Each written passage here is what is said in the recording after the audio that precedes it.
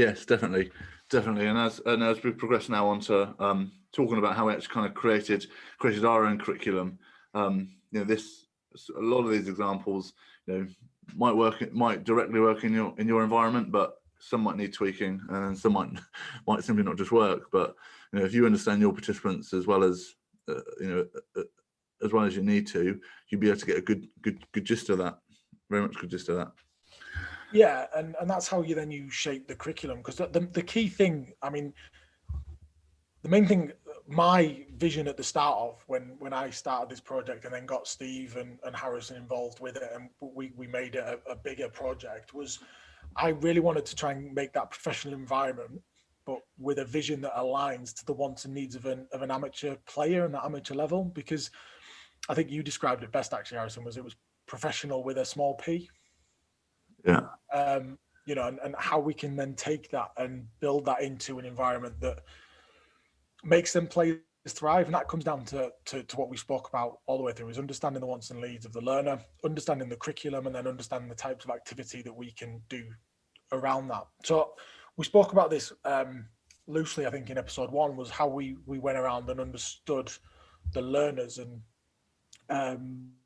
understand what they need. So it goes back to understand the 10 questions that we asked them straight off the bat is, first of all, find out which players were playing in that squad. That gives us an indication of the number of players that we had, what they liked about the club, what did they like about training, and what they want to remain the same, what they think needed changing, any worries, concerns, the strengths of the team. And that's a really important one, getting them to reflect on the strengths of what the squad had from previous seasons, and what they think the weaknesses are, and see if it aligned to what the league table actually already showed us in terms of what our interpretations were. What their playing style was. Did they enjoy the way they played? Did they want to see that adapt as well?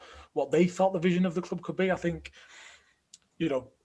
community clubs are very interesting, because you've got the committee at the top, you've got the coaches, and then you've got the players, and all of them need to be traveling in the same direction. Everyone's vision needs to be the same. And you've touched on that in episode 1, Harrison, around, understanding the wants and needs of the committee above is important, because they're then going to direct how well and how effective you can be in achieving the rest of it.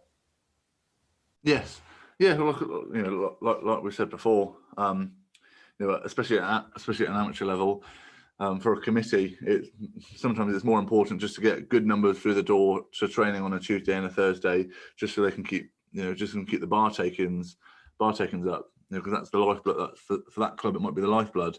Whereas some clubs might be a little bit more ambitious and want to progress on up. So these 10 questions, not only could they go out to your players, but also those key members and the stakeholders above, just to see where, just so you do get that linear idea of, right, everyone in the club is on the same boat. We want to go in this direction. This is the voyage that we're going to take. Can we get everyone on board with that? And then if you can't, then you've got to think about ways in which that can happen. Definitely, it links in. I read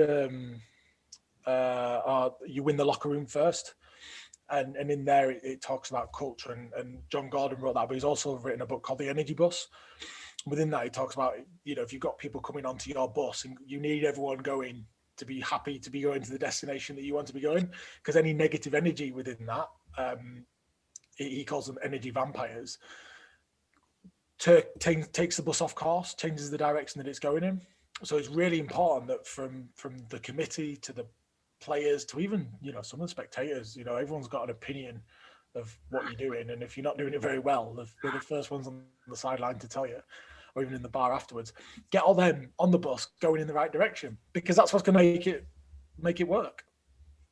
Yes. Oh, totally. And I think these 10 questions very much enabled us as coaches, to be able to gain that understanding from above and working alongside the players. I think what was interesting, the way you moved on to it next, was I can't remember the name of the app that you used, where the players were able to log on and you would ask them questions and they'd write keywords, and the more the keywords are written across the apps, the bigger they came up on the screen. So it was a great visual tool for the players to kind of sink in together. I think you can. For the life of me, I can't remember what the app's called now. You've caught me off guard here, because I actually cannot remember for the life of me either. But I will try and find that out.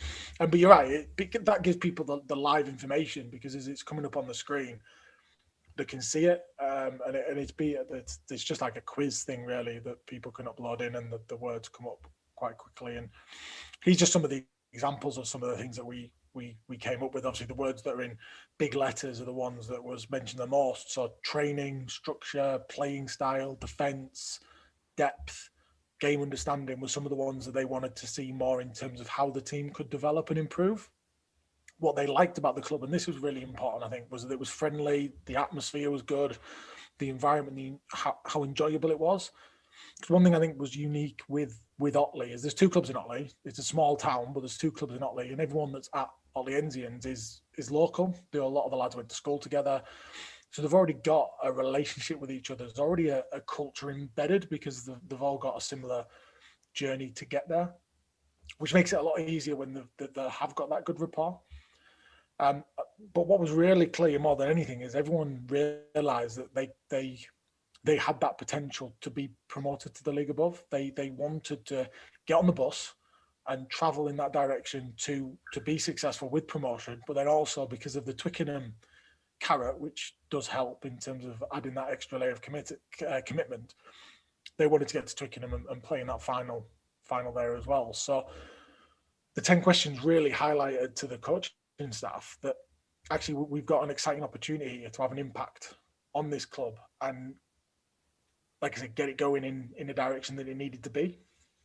Yes, and I think I think for us as coaches, our eyes lit up, and we knew that we were in a good place at the start of the season when these keywords were coming up. When we did see the keywords of promotion, Twickenham, defence, playing style, that means they really wanted to engage within that process of, first of all, becoming better rugby players individually, which we wanted to go in there and do as coaches.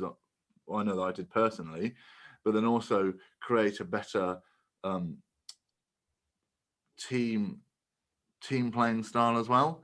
And for us, I think that was a really big wake up call at the start of the season. I know that for me personally, when I was seeing this, which really got me excited for the season ahead, because they were aligned with what we were going in with. Now I know that some coaches aren't as fortunate with us on that. Sometimes I've been in environments myself in which me as either a player or as a coach has wanted to progress on up, whereas the club or the coach itself might be happy with where they are. But yeah, for us for that season, it was the golden egg, I think, wasn't it, Kris?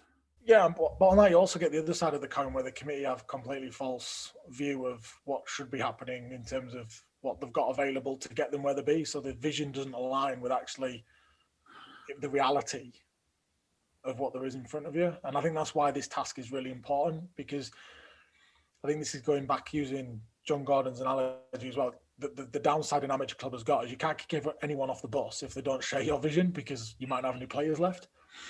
So that's where as a coach, it's not just what you're delivering in terms of output on the field, it's how well you can work with these players on the sideline. Now, I think, reflecting back, that if we hadn't got these answers the way that we had, our season one would have probably been completely different, because I think my job as the head coach then would have been to try and get everyone back involved and bought into that plan, which meant I probably wouldn't have done much coaching. I would have done more people management, and then we would have probably seen the positive elements 12 months later. So there is a different strategy that you can go on and a different path.